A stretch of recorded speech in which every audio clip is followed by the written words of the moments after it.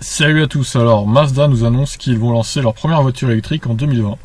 Alors c'est vrai que Mazda n'en a pas beaucoup parlé jusqu'à présent sur les voitures électriques. C'est vraiment une marque qui fait son petit chemin mais qu'on ne parle pas beaucoup. C'est vrai qu'ils n'ont pas vraiment de voiture qui se démarque. Donc c'est pas une marque dont on parle souvent, contrairement à d'autres marques genre Nissan qui est aussi japonais ou Toyota même.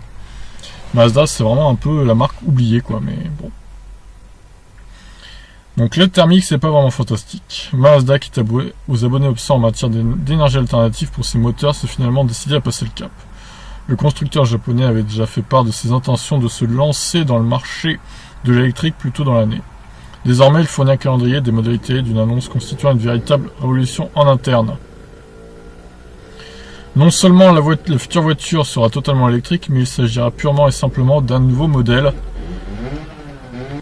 Mazda refusant la solution de simplicité qui consiste à adapter en électrique un modèle déjà présent au catalogue. Si les principales caractéristiques ne sont pas encore connues, le PDG de l'entreprise Akira Muramoto a tout de même confié quelques détails à nos confrères d'Automotive News Europe.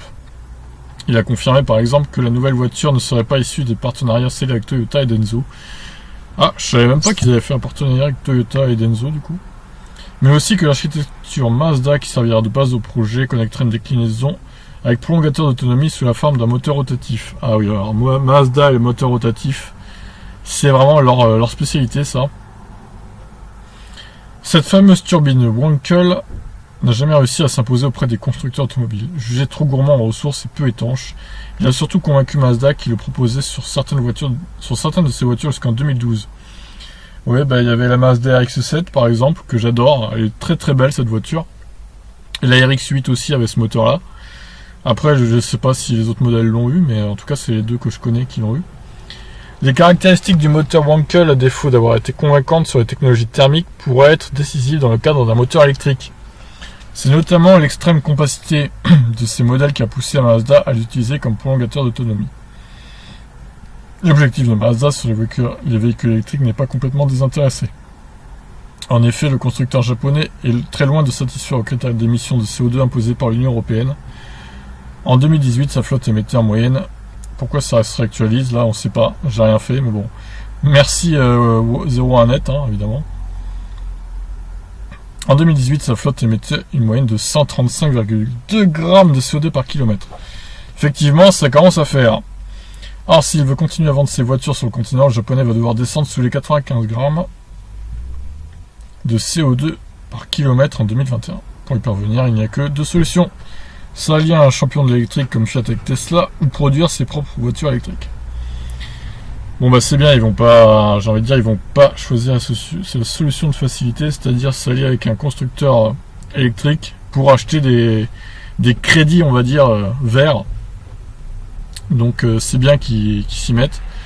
Et j'attends de voir ce que ça peut donner avec leur moteur rotatif là, Wankel, comme prolongateur d'autonomie du coup. Je me demande ce que ça peut faire. Ça peut être pas mal je pense. S'ils font un bon truc, pourquoi pas s'intéresser aussi à cette marque, Mazda. Je vais vous montrer un peu la Mazda RX-7, comment elle était. Franchement j'adorais cette voiture. Quand j'étais jeune je la prenais tout le temps dans le Gran Turismo par exemple. Elle est super belle avec les phares qui se lèvent et tout. J'adore, franchement j'adore. Elle est magnifique. Ça c'est l'arrière du coup. Si un jour je devais racheter une thermique en plus de mon Kona ou d'une autre voiture électrique, ce serait celle-là, clairement. Elle est magnifique, j'adore. J'adore cette voiture et j'avais déjà fait une vidéo d'ailleurs d'une Mazda RX-7 transformée totalement en électrique qui a été fait en Australie du coup. Et franchement une Mazda RX-7 électrique j'adorerais quoi, ce serait trop bien. Bon sur ce voilà. On va s'intéresser de près à ça, Mazda qui lancera sa première voiture électrique l'année prochaine du coup. J'attends de voir, ça peut être pas mal. Sur ce, je vous laisse. Ciao.